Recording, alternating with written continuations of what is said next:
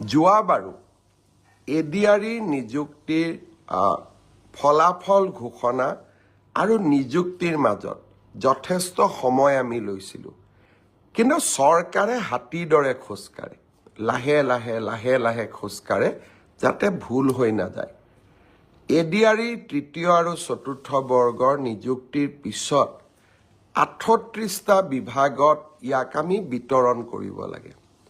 38টা বিভাগে প্ৰায় 60টাতকৈ অধিক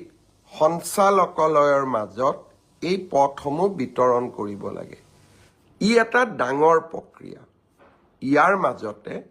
দিব্যাংগ যিসকল 3% দিব্যাংগ যিসকলে চাকৰি পায়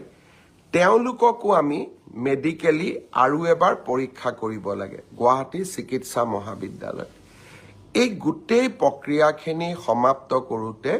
আমি ডিচেম্বৰ মাহলৈকে আমাক সময় লাগিব জানুৱাৰী মাহৰ 10 তাৰিখৰ আগতে আমি চতুৰ্থ বৰ্গ এডিআৰই যিসকলে উত্তীৰ্ণ হৈছে তেওঁলোকক আমি নিযুক্তি পত্ৰ দিম আৰু জানুৱাৰী মাহৰ 15 তাৰিখৰ আশে-পাশে তৃতীয় বৰ্গত যিসকলে উত্তীৰ্ণ হৈছে তেওঁলোকক আমি নিযুক্তি পত্ৰ বিতৰণ কৰিম